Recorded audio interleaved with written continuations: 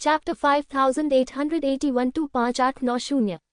ज़ीमो किलिन की बात सुनने के बाद ज़ियाओ किंग, ज़ियाओ ली और ज़ियाओ जुआन ने एक दूसरे को देखा।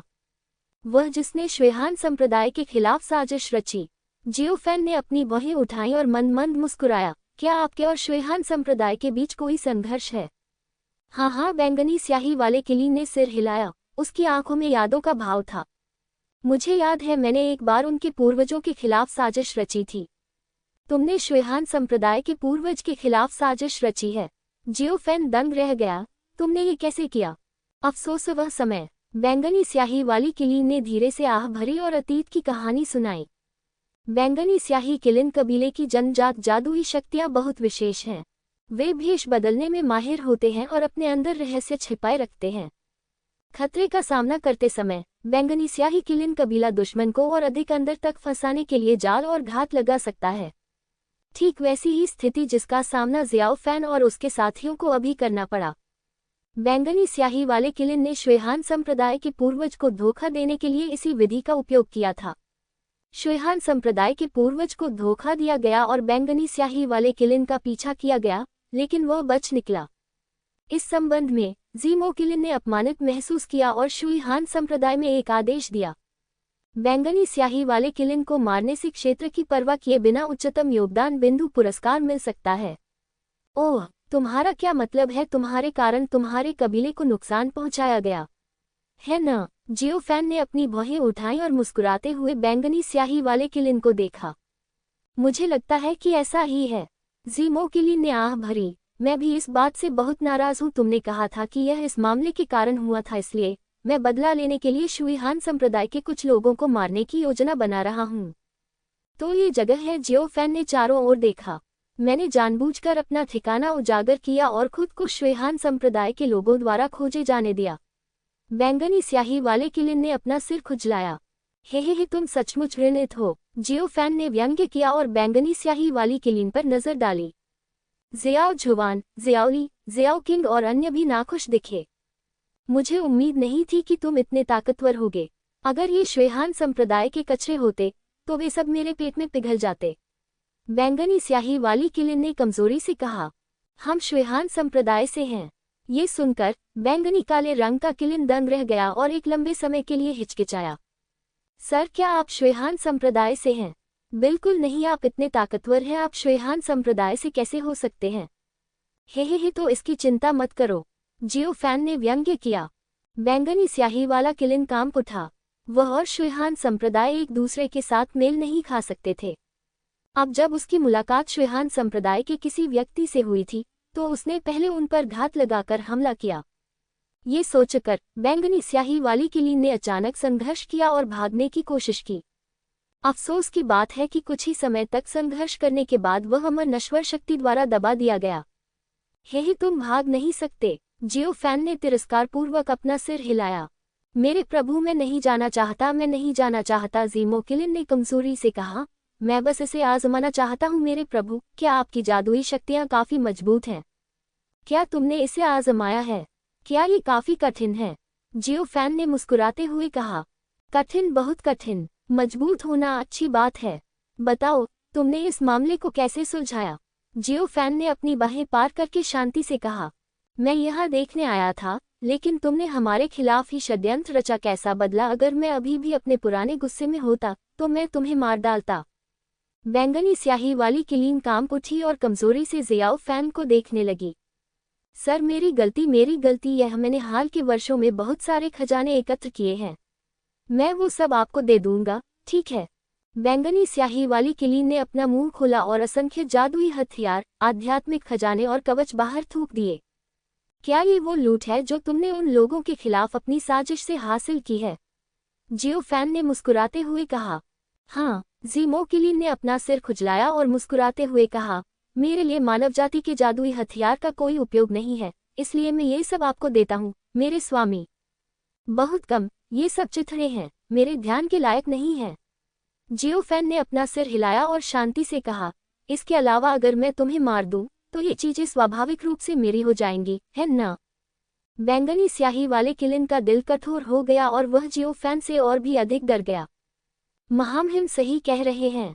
बैंगनी स्याही वाले किलिन ने दर्द के भाव के साथ सिर हिलाया और अपना खजाना थूक दिया। इनमें अमृत, क्लासिक्स, गुप्त तकनीकें आदि शामिल हैं। बहुत महंगा। ज़ियाओ जुवान, ज़ियाओ किंग, ज़ियाओ ली और अन्य लोगों के चेहरे पर भय के भाव दिखे। वास्तव में जियो फैन का अनुसरण करने से मुझे बहुत लाभ हुआ। हे यह पर्याप्त नहीं है। जियो फैन ने अपना सिर हिलाया। आह मेरे प्रभु, क्या ये पर्याप्त नहीं है? मुझे लगता है कि ये चीजें मेरे जीवन के बदले में पर्याप्त से अधिक है, बैंगनी स्याही वाले किलिन ने आश्चर्य से कहा। मेरी नज़र में तुम्हारा जीवन एक अमूल्य खजाना है। जियो फैन ने ज़ीमो किलिन को देखा और गंभीरता से कहा, अपने आप को कम मत समझो, तुम बहुत मूल्यवान हो, तुम्हें अपने मूल्य पर विश्वास करना होगा। मैं जियो फैन की बात सुनने के बाद बैंगनी काले रंग का किलिन लगभग बेहोश हो गया। सुनना, क्या ये कहना अच्छी बात है? महाराज, मेरे पास संजोकर रखने लायक कोई अच्छी चीज नहीं है। हाँ, जियो फैन ने अपनी बाहें पार की और आधी मुस्कान के साथ कहा, आपके अंदर कंकाल क्या है? आह, ये मेरे पूर्वजों की हड्डियां हैं। आपके पूर्वज? जियो फैन दंग रह गया। आपके शरीर में आपके पूर्वजों की हड्डियां क्यों हैं? ये बैंगनी स्याही वाली किलिन हिचकिचाई।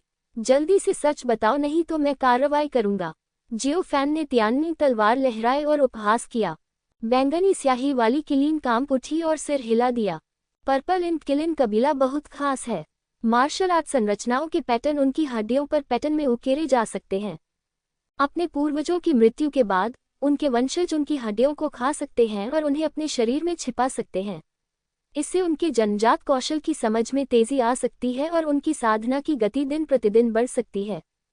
ये भी संभव है, जियो फैन ने आश्चर्यचकित होकर कहा। जब कोई मर जाता है तो उसकी अस्थियों को उसके वंशज अभ्यास में सहायता के लिए खाते हैं। हाँ, बैंगनी स्याही वाली किलिन ने सिर हिलाया। महाराज, अगर मैं आपको अपनी हड्डियां भी दे दूं तो भी कोई फायदा नहीं होगा। आप हमारे कबीले के नहीं हैं। हड्डियां बाहर थूक दो, मैं उन्हें खुद देखना चाहता हूँ। बैंगनी स्याही वाली किलिन ने एक क्षण के लिए हिचकिचाहट दिखाए, सिर हिलाया और आज्ञाकारी ढंग से अपने पूर्वज की हड्डियों को थूक दिया। जियो फैन कंकाल के पास गया और उसकी सावधानीपूर्वक जांच की। वह निश्चित था कि यह वही कंकाल था जिसे उसने बैंगनी स्याही वाले किलिन के अंदर देखा था, और वास्तव में हड्डियों पर विशेष आकृतियां उत्कीर्ण थीं। ये पैटर्न बैंगनी स्याही वाले किलिन कबीले की जादुई शक्तियां होनी चाहिए। महाराज, मैंने सचमुच झूठ नहीं बोला। ज़ियाओ फैन ने आह भरी और सिर हिलाया। ठीक है। बैंगनी स्याही वाला किलिन अभी भी भयभीत था और उसने तुरंत अपने पूर्वज की हड्डियों को वापस ले लिया। उनके लिए इन हड्डियों का बहुत महत्व है और यदि वे खो गई तो परिणाम अत्यंत गंभीर होंगे। पिताजी, हमें उसके साथ क्या करना चाहिए? जियो किंग जियो फैन के पास आए और मुस्कुराते हुए पूछा। मैं उसे मारना चाहता हूँ, जियो फैन ने सहजता से कहा। ये सुनकर ज़ीमो किलिन का शरीर कांप उठा और उसने जल्दी से कहा, सर, मैं आपका गुलाम बनने को तैयार हूँ, मुझे मत मारो। हे, तुम्हें न मारने का कोई मतलब नहीं है, जियो फैन ने व्यंग्यात्मक मुस्कान के साथ कहा। इसका मुख्य कारण ये था कि वह शुएहान संप्रदाय के पूर्वज की भावनाओं को समझते थे। बैंगनी स्याही किलिन कबीले की जादुई शक्ति एक टोड की तरह है जो काटता नहीं है लेकिन लोगों को परेशान करता है। मेरे प्रभु, मैं आपकी सवारी बन सकती हूँ। तुम मेरी सवारी बनना चाहते हो? जियो फैन ने बैंगनी काले रंग के किलिन को देखा और पूछा, क्या ये बड़ा या छोटा हो सकता है? हाँ, बैंगनी स्याही वाले किलिन ने बार बार सिर हिलाया और तुरंत अपना शरीर बदल लिया। वह एक सामान्य बछेड़े के आकार का हो गया और ज़ियाओ फैन के सामने भाग गया। हाँ, ये बुरा नहीं है। इसे चलाना आरामदायक होना चाहिए। जियो फैन ने इसके बारे में सोचा और सिर हिलाया। ठीक है, तो मैं तुम्हें अपनी सवारी बना लूंगा। जियो फैन ने सिर हिलाया। हाँ, बैंगनी स्याही वाले किलिन ने बार बार सिर हिलाया। उसकी भौहों के बीच आत्मा के खून की एक बूंद उभरी और ज़ियाओ फैन के सामने तैरने लगी। जियो फैन ने आत्मा का खून निकाल लिया और एक गुप्त विधि का इस्तेमाल किया। यदि बैंगनी स्याही वाली किलिन ने बाद में विरोध किया तो जियो फैन उसे सिर्फ एक विचार से मार सकता था। चिंता मत करो सर, मैं ईमानदार और आज्ञाकारी रहूंगा। मैं निश्चित रूप से विरोध नहीं करूंगा। मेरे मन में कोई बुरे विचार नहीं आएंगे। बैंगनी स्याही वाली किलिन का व्यवहार बहुत अच्छा था। हे, मुझे उम्मीद है कि ऐसा होगा। जियो फैन मुस्कुराया और बैंगनी स्याही वाले किलिन के सिर को छुआ। वास्तव में बैंगनी स्याही किलिन को स्वीकार करते समय जियो फैन के कुछ और ही विचार थे। बैंगनी स्याही किलिन काफी शक्तिशाली है और इसमें विशेष प्रतिभा और क्षमताएं हैं। महत्वपूर्ण क्षण में यह आपकी जान बचा सकता है। उसे खुद तो डरने की कोई बात नहीं थी, लेकिन वह अपने 3 बच्चों और ये मियाओविन के बारे में चिंतित था। यदि उन्हें बाद में अलग होने की आवश्यकता होती है, तो वे बैंगनी स्याही वाले गेंडे को उनकी रक्षा करने दे सकते हैं, जिसे एहतियात के तौर पर माना जा सकता है। लेकिन उससे पहले जियोफैन को पर्पल इंक किलिन को अच्छी तरह से प्रशिक्षित करने की आवश्यकता है। अन्यथा जियोफैन को चिंता थी कि बैंगनी स्याही वाली किलिन उसकी बात नहीं मानेगी। पिताजी, आप बाद में शुएहान संप्रदाय को कैसे समझाएंगे? जियो किंग ने पूछा। उसके बाद, हाँ चलो इसके बारे में बाद में बात करते हैं। जियोफैन ने अपना सिर हिलाया और कड़वाहट से मुस्कुराया। शुएहान संप्रदाय द्वारा दिया गया कार्य बैंगनी स्याही वाले किलिन को एक सवारी के रूप में पकड़ना है। लेकिन अब बैंगनी स्याही वाली किलिन, जिसका सामना जियोफैन ने किया था, उसकी सवारी बन गई है। यदि शुएहान संप्रदाय को इस बारे में पता चलता तो वे शायद क्रोधित हो जाते। लेकिन जियाओफैन को इसकी परवाह नहीं थी। उसे शुएहान संप्रदाय से संबंधित होने का कोई एहसास नहीं था। वे बस एक दूसरे का इस्तेमाल कर रहे थे। जब सही अवसर आएगा तो जियोफैन शुएहान संप्रदाय को छोड़कर अमर राजा टिंग्यू के पास जाएगा। ठीक है, चलो चलें। जियोफैन कड़वाहट से मुस्कुराया। जियो जुवान, जियोली, जियो किंग ने सिर हिलाया और जियोफैन के पीछे चले गए। यात्रा के आधे रास्ते में जब वे एक अंतहीन समुद्र के पास पहुंचे तो जियोफैन अचानक रुक गया और एक भयावह मुस्कान दिखाई। पिताजी, क्या हुआ? जियाओ जुवान ने पूछा। हे बाहर आओ, छिपकर मत बोलो, जियोफैन ने शांति से कहा।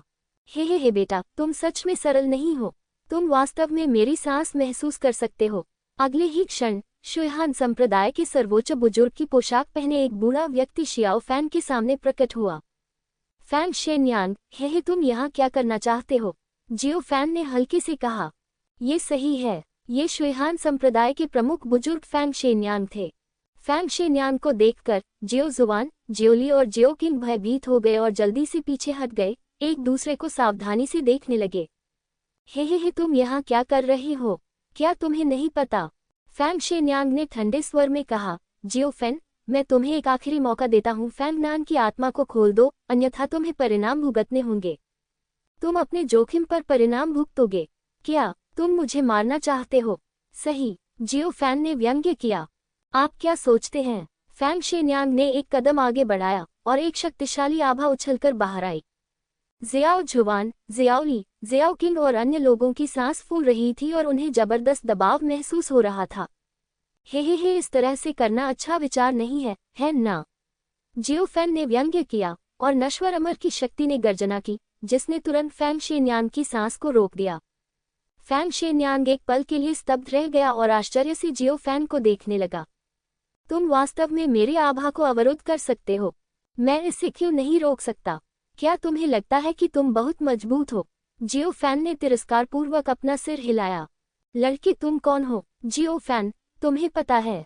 फैंग शेन्यांग ने भौहें सिकोड़ लीं, उसका चेहरा और भी बदसूरत होता जा रहा था। उन्होंने जियोफैन की ताकत को बहुत कम आंका। वह इस बात को लेकर निश्चिंत था कि दूसरी पार्टी काल्पनिक परिलोक है।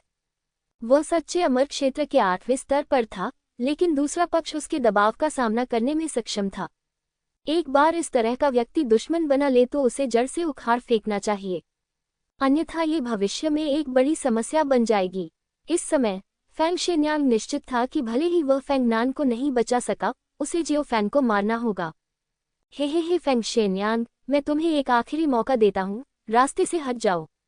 जियोफैन ने एक कदम आगे बढ़ाया और स्वर्ग और पृथ्वी ने एक धमाका ध्वनि की। एक तरफ हटो, मैं नहीं हट सकता। फैंग शेन्यांग ने उपहास किया और एक भाला निकाल लिया। जियोफैन, तुम आज मर जाओगे। इस समय फैंग शेन्यांग ने अपनी जानलेवा मंशा को और नहीं छिपाया और जियोफैन को ठंडी निगाहों से देखा। मुझे मरना ही होगा, हाँ तुम्हारे कारण। जियोफैन ने तिरस्कार में अपना सिर हिलाया। फैंग शेन्यांग, तुम बहुत भोले हो। युद्ध। फैंग शेन्यांग ने अब और संकोच नहीं किया और सीधे कार्रवाई की। उसके हाथ में भाला 1000 फुट लंबे ड्रैगन में बदल गया। एक पल में जियोफैन और उसके साथी समुद्र के बढ़ते पानी में डूब गए। हाँ फैंग शेन्यांग, तुम वाकई बहुत नीच हो। क्या तुम्हें लगता है कि अगर हम समुद्र में लड़े तो तुम्हारे जीतने के चांस ज्यादा होंगे?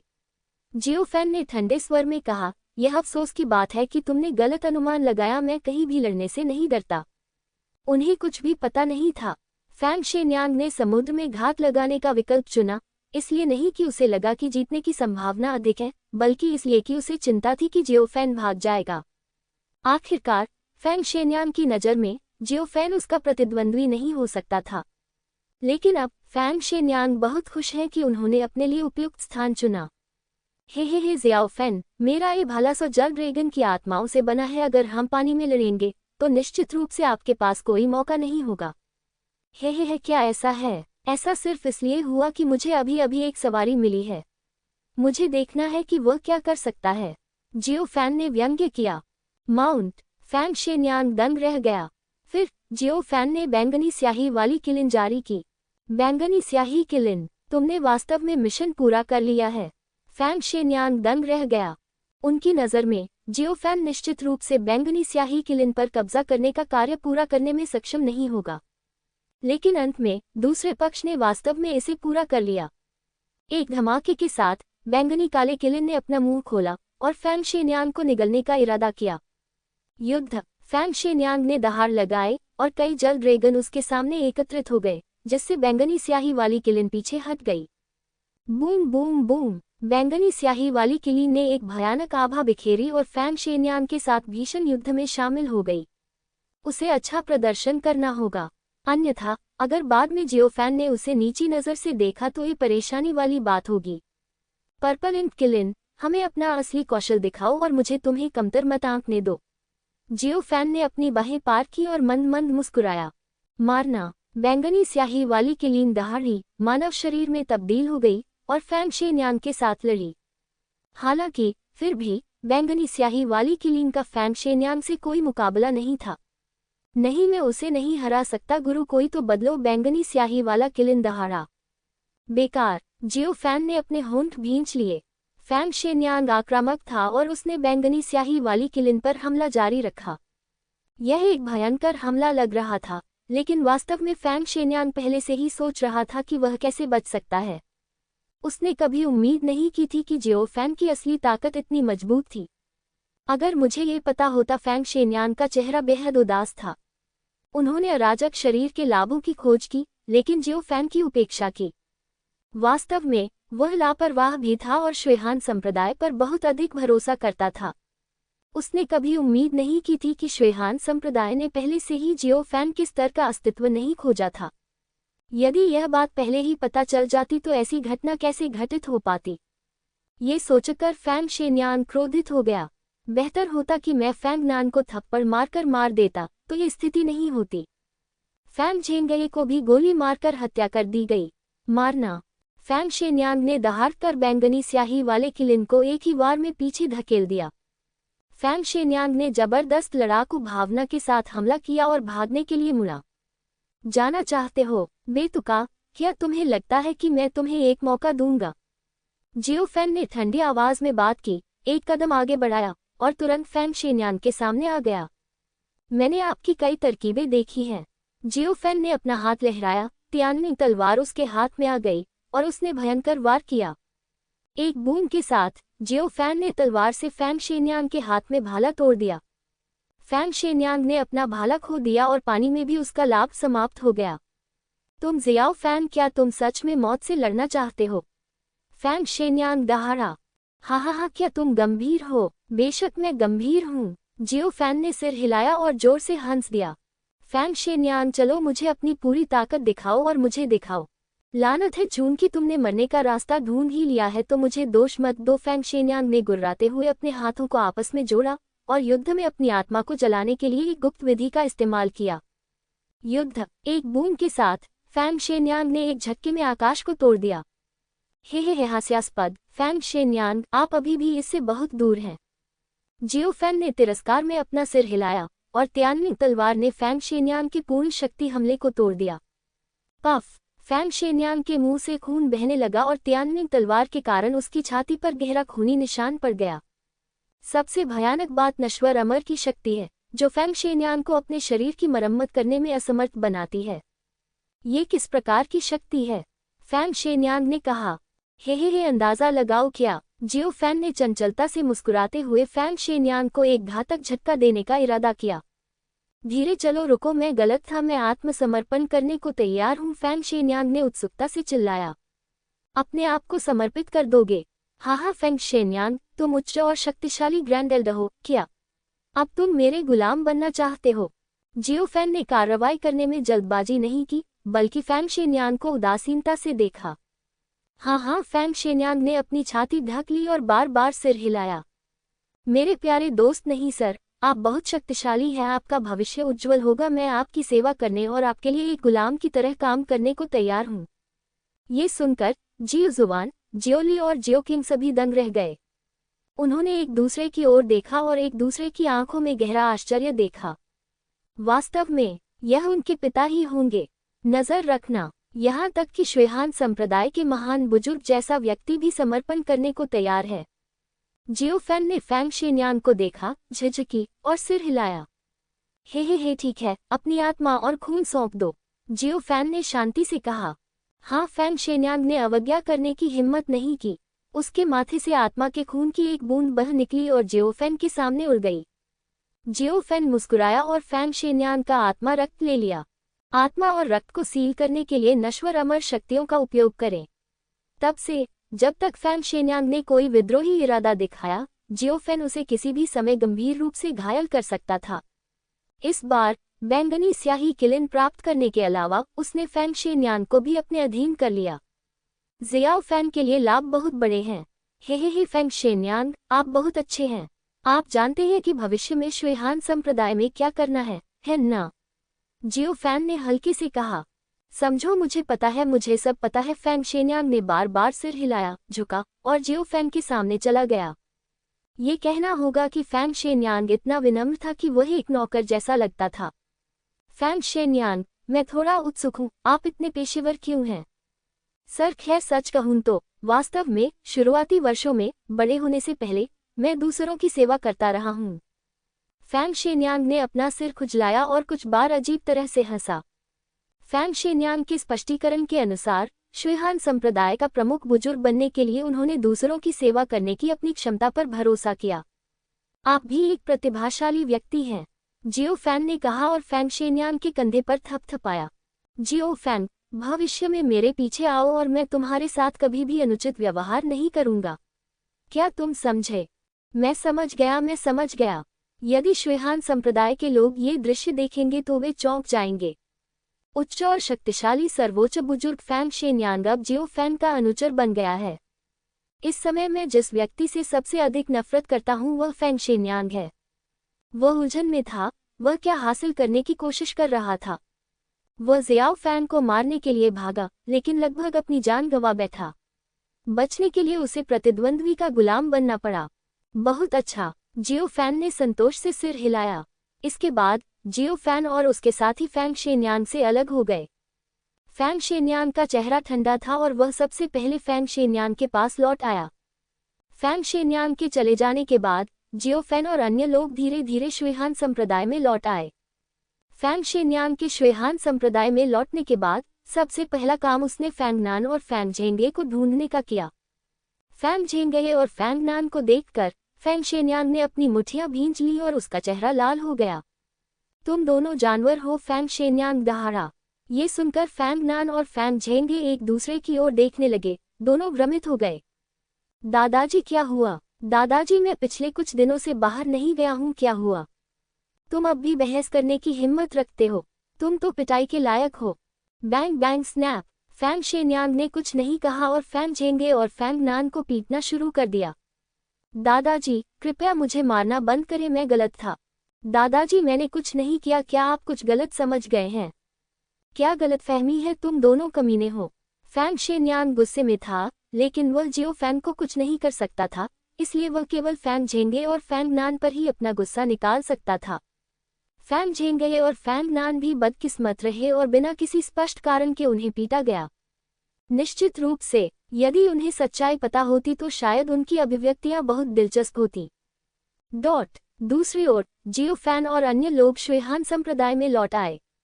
जब आप वापस आएं तो सबसे पहला काम यह है कि कार्य सौंप दें। इसमें कोई संदेह नहीं है कि इस बार जियो फैन का मिशन पूरा नहीं हुआ है। वास्तव में ये पूरा हो गया था, लेकिन बैंगनी स्याही किलिन जियो फैन की सवारी थी और वह इसे शुएहान संप्रदाय को नहीं सौंपेगा। एल्डर जियो, आप लगातार 2 मिशनों में असफल रहे हैं और संप्रदाय द्वारा आपको दंडित किया जाएगा। मिशन मंडप के बुजुर्ग ने आह भरी। हे बस मान जाओ, मैंने अपनी तरफ से पूरी कोशिश की है। जियो फैन ने उदासीन भाव से अपने हाथ फैला दिए। ठीक है, अपने आप को मानसिक रूप से तैयार करो। मिशन मंडप के बुजुर्ग ने यह बात बड़ी गंभीरता से कही। जियो फैन को याद दिलाने के लिए वह निश्चित रूप से जियो फैन को कड़ी सजा देगा। अंतिम सजा केवल शुएहान संप्रदाय के संप्रदाय गुरु और कई सर्वोच्च बुजुर्गों के बीच परामर्श के बाद ही निर्धारित की जा सकती है। ये पिछली बार की तरह नहीं होगा, जहां आप कोई भी कार्य ले सकते थे और उसे पास कर सकते थे। 2 गलतियों की सजा मिलनी चाहिए। जियो फैन शुएहान संप्रदाय की सजा के बारे में बहुत शांत था। आप किस बात से भयभीत हैं? इसमें डरने की क्या बात है? यहाँ तक कि ग्रैंड एल्डर फैंग शेन्यांग भी उसका आदमी है, उसे डरने की क्या बात है? एक ही दिन शुएहान संप्रदाय के नेता को इस बारे में पता था। उन्होंने शियाओ फैन को अपने पास बुलाया तथा कई अन्य सर्वोच्च बुजुर्गों को भी इस मामले पर चर्चा करने के लिए बुलाया। मुख्य हॉल के अंदर फैंग शेन्यांग का चेहरा उदास था। ये दृश्य देखकर सभी सर्वोच्च बुजुर्गों ने एक दूसरे को देखा और महसूस किया कि जियो फैन मुश्किल में था। जियाओ फैन चेहरे पर खाली भाव लिए हॉल में खड़ा था। जियो फैन, क्या तुम्हें पता है कि तुम गलत हो? तुम इस मिशन में फिर से असफल क्यों हो गए? शुएहान संप्रदाय के नेता ने आह भरी और फैंग शेन्यांग की ओर देखा। मैं लापरवाह था। बेशक यह मामला भी शुएहान संप्रदाय से मिली जानकारी से जुड़ा है। अफसोस, कुल मिलाकर मैं भी गलत हूँ। मुझे उम्मीद नहीं थी कि ज़ीमो किलिन इतना चालाक होगा। वह बहुत नीच है। जियो फैन ने अपने हाथ फैलाए और दुख में गहरी सांस ली। तुम बस इतना ही चून कि तुम इस मिशन में असफल हो गए, इसलिए संप्रदाय तुम्हें दंडित करने जा रहा है। क्या तुम्हें कोई आपत्ति है? नहीं, मैं क्या कह सकता हूँ? बस जो आप चाहें। ठीक है। शुएहान संप्रदाय के नेता ने सिर हिलाया और अन्य सर्वोच्च बुजुर्गों की ओर देखा। सब लोग, आपको क्या लगता है हमें जियाओ फैन को क्या सजा देनी चाहिए? मुझे नहीं लगता कि इस मामले में पूरी तरह से जियो फैन की गलती है। आखिरकार दोनों मिशन बहुत कठिन थे। जुआन शांग ने मुस्कुराते हुए कहा। वह शांति कायम करना चाहता था और जियाओ फैन पर उपकार करना चाहता था। भले ही वह अंत में असफल हो गया, फिर भी जियो फैन उसे अच्छी तरह से याद रखेगा। धन्यवाद सुप्रीम एल्डर जुआन। जियो फैन मुस्कुराया और जुआन शांग को झुककर प्रणाम किया। आपका स्वागत है। मैं सच कह रहा हूँ। जुआन शांग ने सिर हिलाया। आप क्या सोचते हैं? आप इस मामले के बारे में क्या सोचते हैं?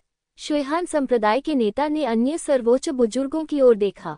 इस मामले में सबसे अधिक परेशान करने वाली बात वास्तव में फैंग शेन्यांग का रवैया है। यदि फैंग शेन्यांग जियो फैन को काटना जारी रखता है, तो अंत में उसके पास जियो फैन को गंभीर रूप से दंडित करने के अलावा कोई विकल्प नहीं होगा। कई अन्य सर्वोच्च बुजुर्गों ने कहा कि जियो फैन की 2 असफलताएं समझने योग्य थीं। एकमात्र व्यक्ति जिसने कभी अपनी राय व्यक्त नहीं की, वह था फैंग शेन्यांग। सबकी नजरें फैंग शेन्यांग पर टिक गईं। मास्टर फैंग, आप क्या सोचते हैं? शुएहान संप्रदाय के नेता ने पूछा। फैंग शेन्यांग एक पल के लिए स्तब्ध रह गया।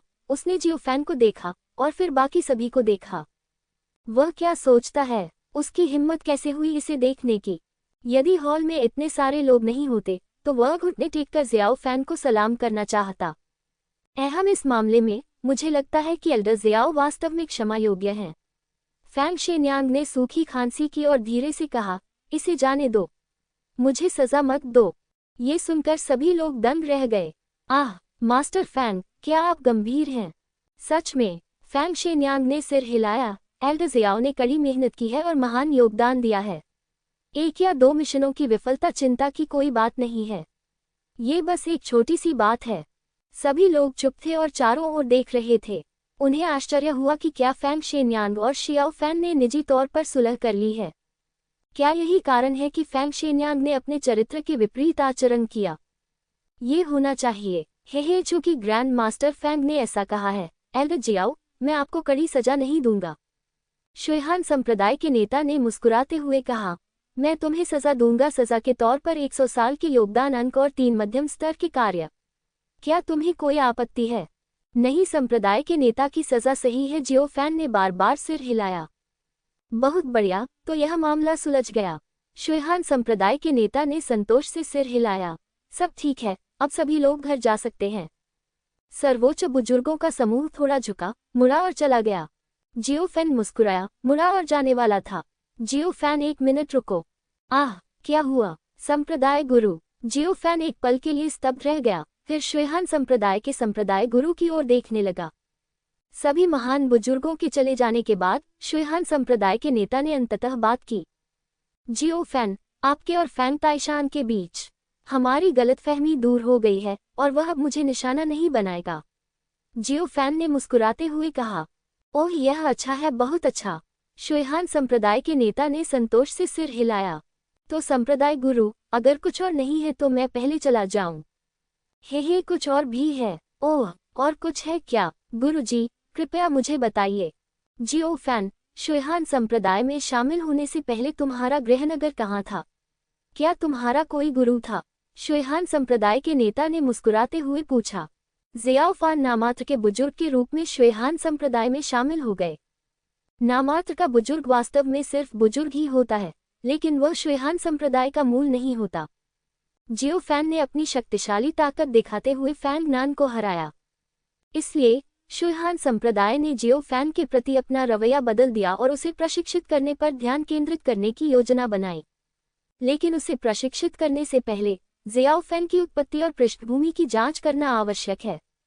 शुयहान संप्रदाय ने जांच के लिए लोगों को भेजा, लेकिन ज़ियाओ फैन की उत्पत्ति के बारे में कुछ भी नहीं मिला। हे, मैं कभी शिष्य नहीं रहा। असल में मेरा असली नाम ज़ियाओ फैन नहीं था, मैंने अपना नाम बदल लिया है।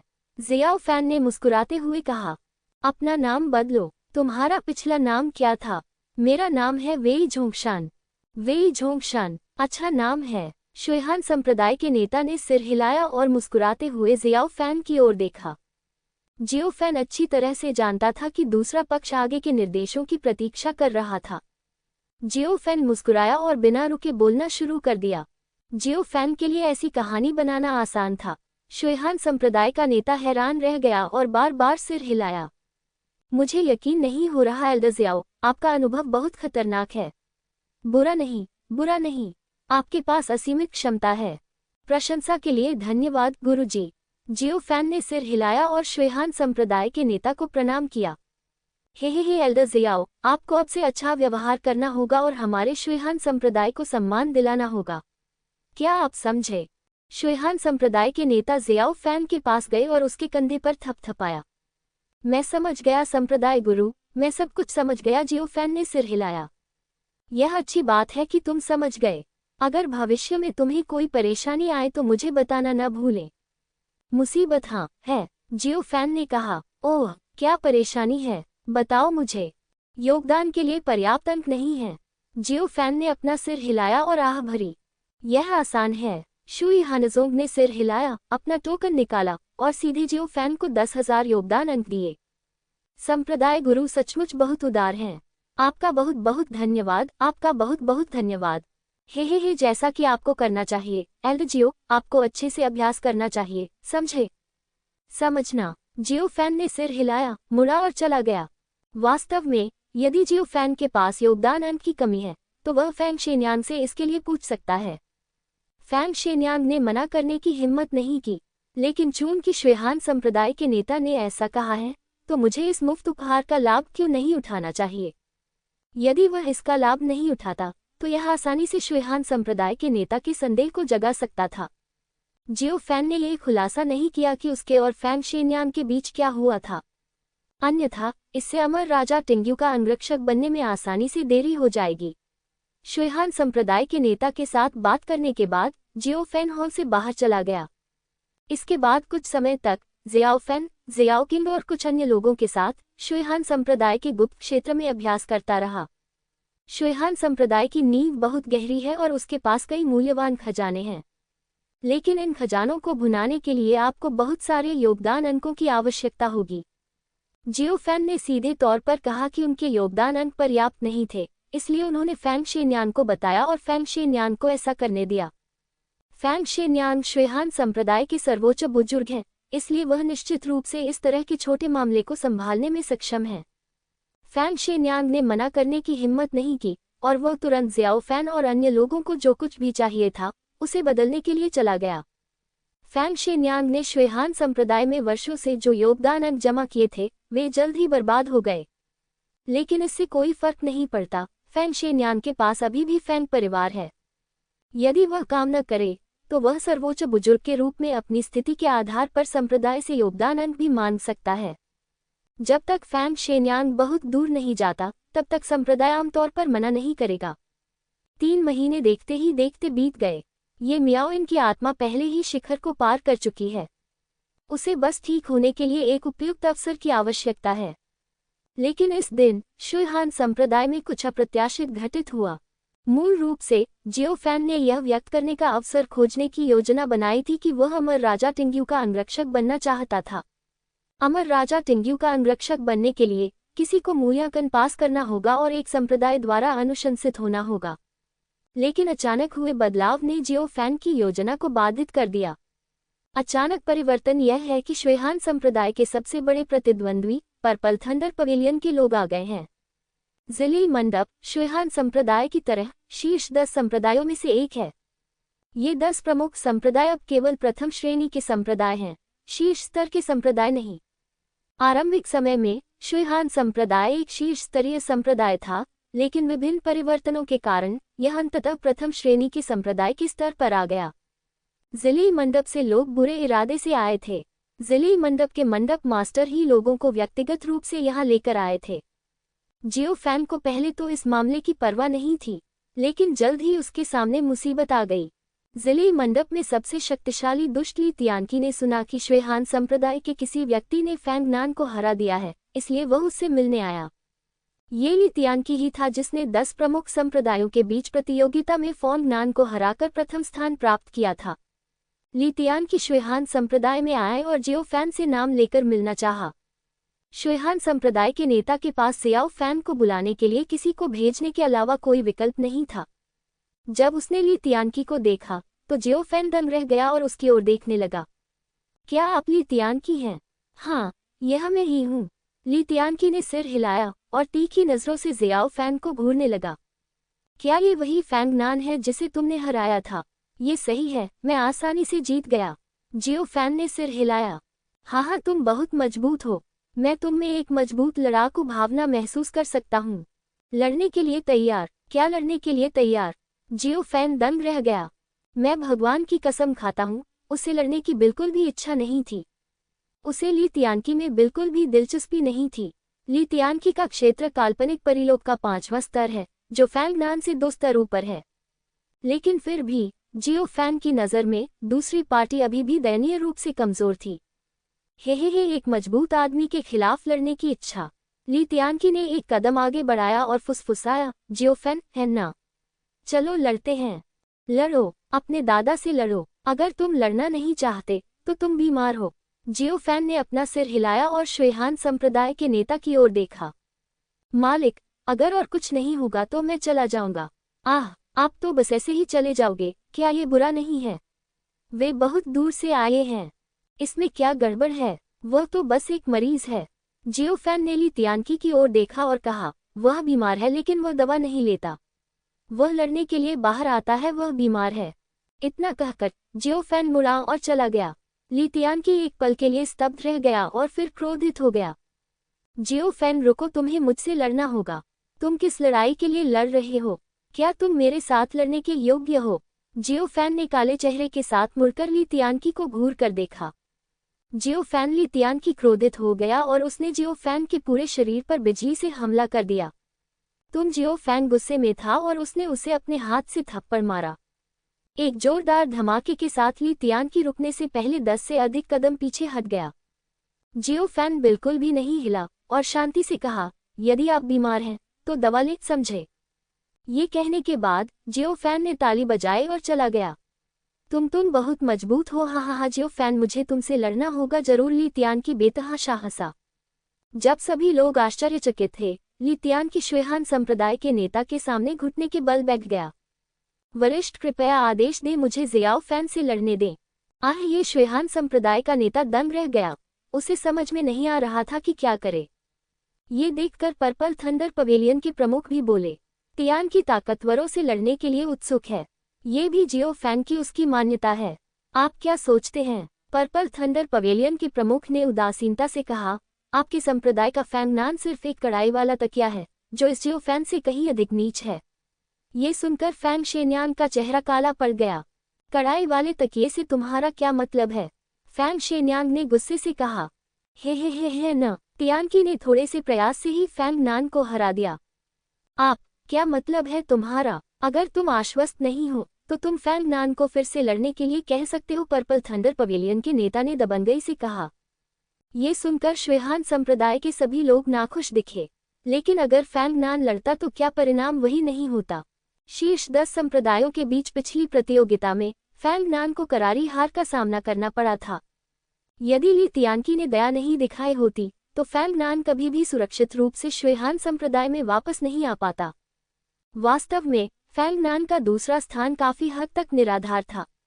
यदि वह ली तियानकी से पहले मिला होता तो वह बहुत पहले ही हार गया होता।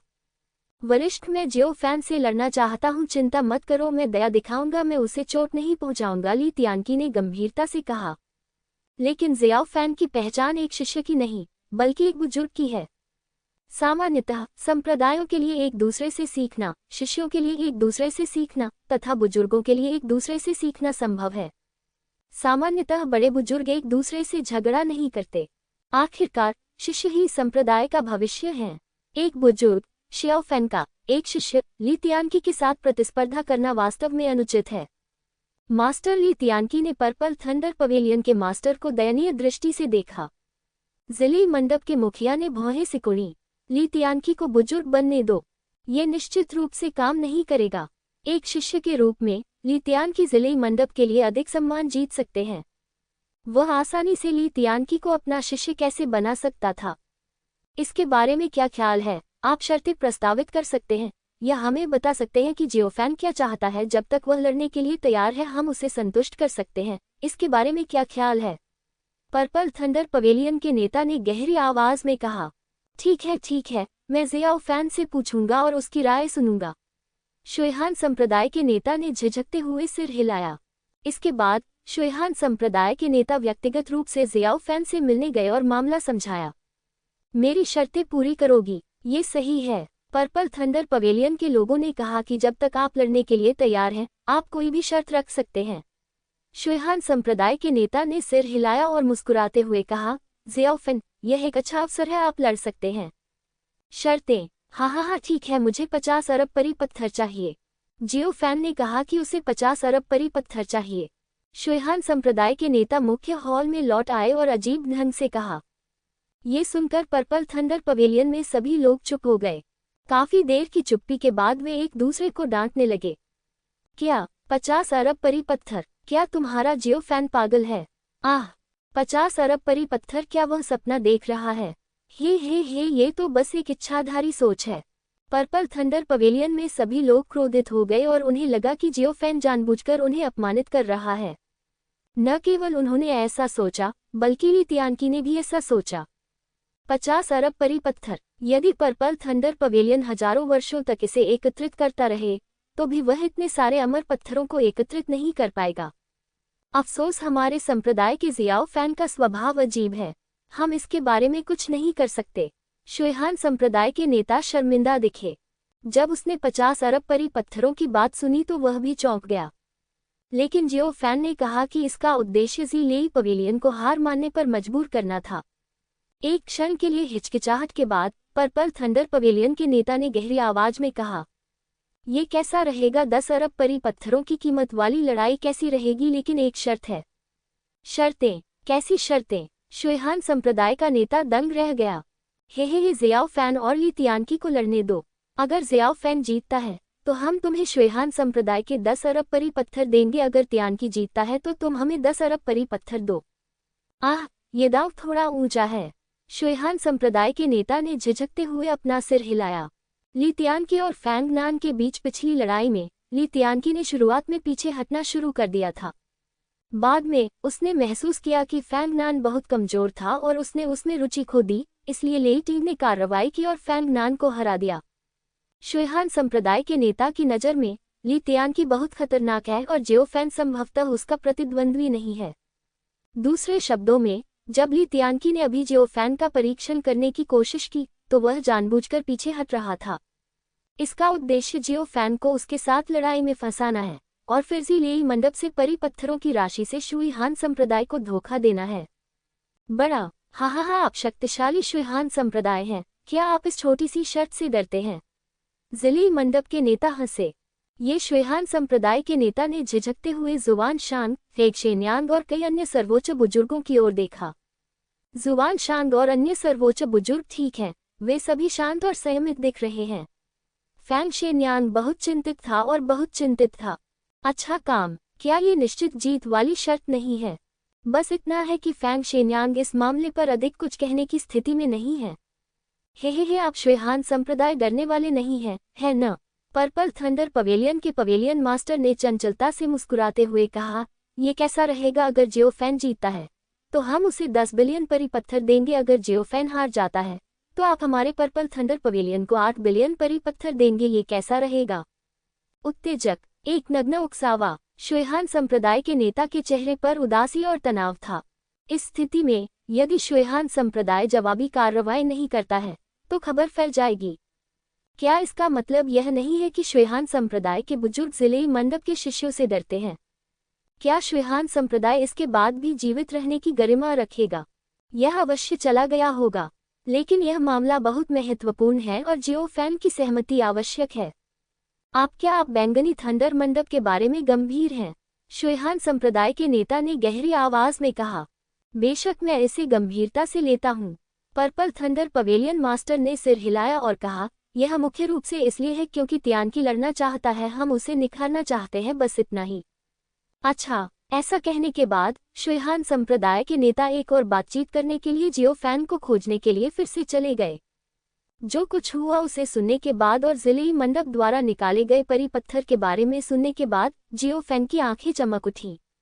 10 अरब परी पत्थर, जियोफैन ने बड़बड़ाया। मूलतः जब उन्होंने 50 अरब परी पत्थरों की बात कही तो वे जानबूझकर दूसरे पक्ष को खारिज कर रहे थे, लेकिन दूसरे पक्ष ने वास्तव में 10 अरब परी पत्थरों का उल्लेख किया। वास्तव में 10 अरब परी पत्थरों के लिए लड़ना असंभव नहीं है। आखिरकार जियोफैन की राय में उसकी जीत निश्चित थी। ये सही है। उन्होंने ये भी कहा कि यदि आप हार जाते हैं तो हमें केवल 8 बिलियन परी पत्थर खोने होंगे, ये वास्तव में बहुत अधिक है। शुइहान संप्रदाय के नेता ने गुस्से में कहा। मास्टर, नाराज मत होइए, हम डरते नहीं हैं, जियोफैन ने गुस्से से कहा। मास्टर, अगर आप लड़ना चाहते हैं तो एक बड़ी लड़ाई लड़े, उनसे पूछो क्या वे 30 बिलियन परी पत्थरों के लिए लड़ने की हिम्मत करते हैं। अगर मैं हार गया तो मैं उन्हें 30 बिलियन परी पत्थरों से मुआवजा भी दूंगा। आह जियोफैन, क्या आपको विश्वास है? नहीं, अगर हम हार गए तो क्या होगा? क्या ये संप्रदाय से अमर आत्मा पत्थर नहीं है? ये सुनकर शुइहान संप्रदाय का नेता काफी देर तक स्तब्ध रह गया। ये देखकर कि दूसरे पक्ष का चेहरा ठीक नहीं था, जियोफैन ने जल्दी से समझाया। हाँ, संप्रदाय गुरु, आपने गलत समझा। डरो मत, जियोफैन ने मुस्कुराते हुए कहा। चिंता मत करो, मैं ली तियानकी से लड़ने की हिम्मत रखता हूँ। मुझे अपने दिल में आत्मविश्वास होना चाहिए। तुम्हारे अंदर कितना आत्मविश्वास है? 100%। जियोफैन ने अपनी छाती थपथपाते हुए कहा। ये ठीक है। शुइहान संप्रदाय के नेता ने एक पल के लिए हिचकिचाहट की, सिर हिलाया और अपने दांत पीस लिए। तो फिर लड़ो, यह मामला मुझ पर छोड़ दो। ठीक है, जियोफैन ने सिर हिलाया। इसके बाद शुइहान संप्रदाय के नेता और ज़िलेई मंडप के नेता के बीच भयंकर मौखिक लड़ाई छिड़ गई। शुइहान संप्रदाय के नेता भी ज़िलेई मंडप के अहंकार से बहुत क्रोधित थे। चूंकि जियोफैन आश्वस्त है तो चलो लड़ें। अंतिम सौदेबाजी के बाद अंत में दोनों पक्षों ने शर्त के तौर पर 25 अरब परी पत्थर निकाले। विजेता सीधे 50 अरब परी पत्थर ले जा सकता है। जियोफैन इस बात से बहुत उत्साहित था। ज़िलेई मंडप के शक्तिशाली लोग चिंतित थे कि चीजें बदल सकती हैं, इसलिए उन्होंने अपने पास जमा किए गए सभी अमृत ली तियानकी को दे दिए।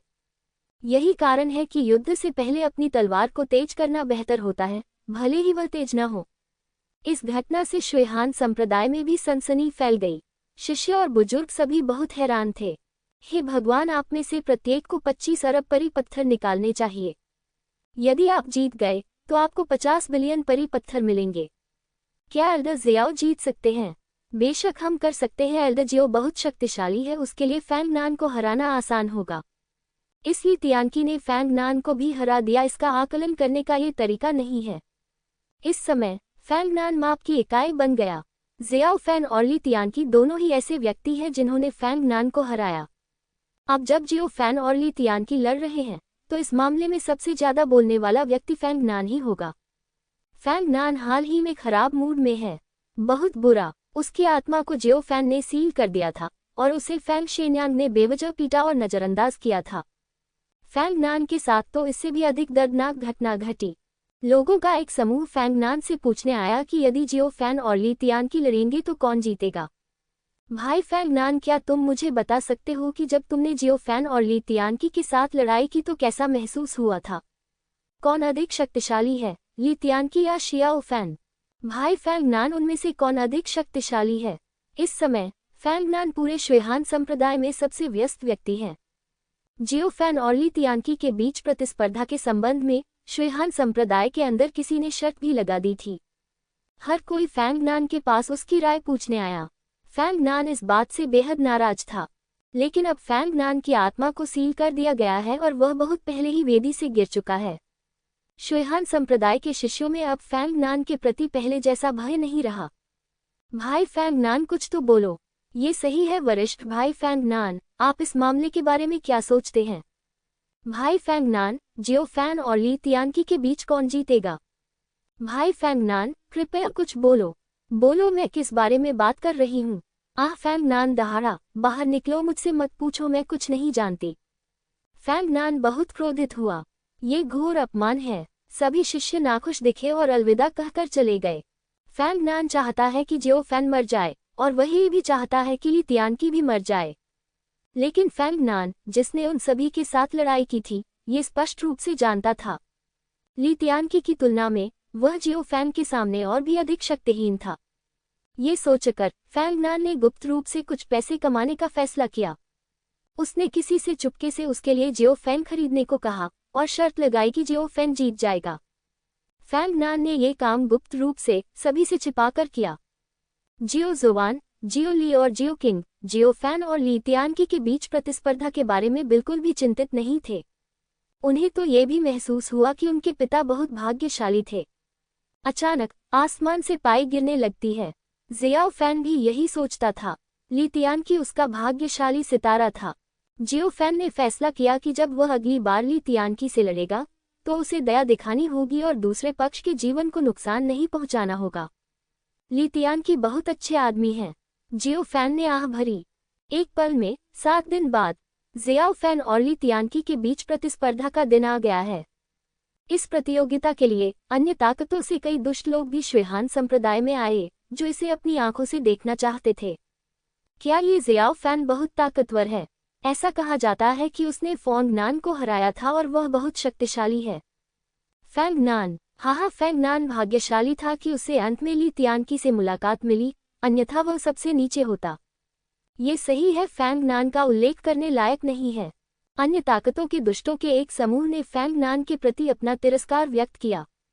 ये सच है, फैंग नान वास्तव में उनकी नज़र में नहीं है। कोने में फैंग नान एक मुखौटा पहने हुए था और अपनी मुठ्ठियां भींचे हुए था। वह अब एक सीढ़ी बन गया है और हर कोई उस पर कदम रखने आता है। दुर्भाग्य से फैंग नान की आत्मा अभी भी सीलबंद है और कोई भी उसे हरा नहीं सकता। लानत है, जब मैं ठीक हो जाऊंगा तो मैं तुम्हें इसकी कीमत चुकाने पर मजबूर करूंगा।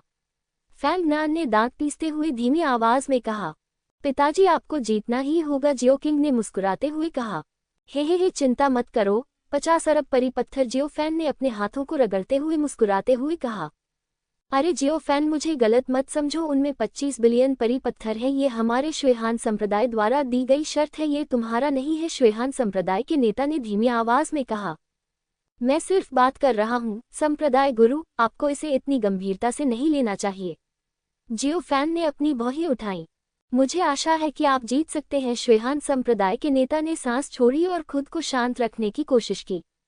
चिंता मत करो, सब ठीक है, जियो फैन मुस्कुराया। जुआन शांग और अन्य सर्वोच्च बुजुर्गों ने भी जियाओ फैन को प्रोत्साहित किया और उसे अपना सर्वश्रेष्ठ प्रयास करने और कभी भी लापरवाह न होने के लिए कहा। हा हा हा, चिंता मत करो। जियो फैन ने उसकी छाती थपथपाई और कहा, यदि आप बहादुर हैं तो आप अभी भी शर्त बढ़ा सकते हैं। ये सुनकर सभी हंस पड़े और माहौल थोड़ा तनावपूर्ण हो गया। दूसरी ओर ली तियानकी की स्थिति भी ऐसी ही थी। पर्पल थंडर पवेलियन मास्टर और अन्य शक्तिशाली हस्तियों ने ली तियानकी को अब से पूरी ताकत से आगे बढ़ने के लिए कहा।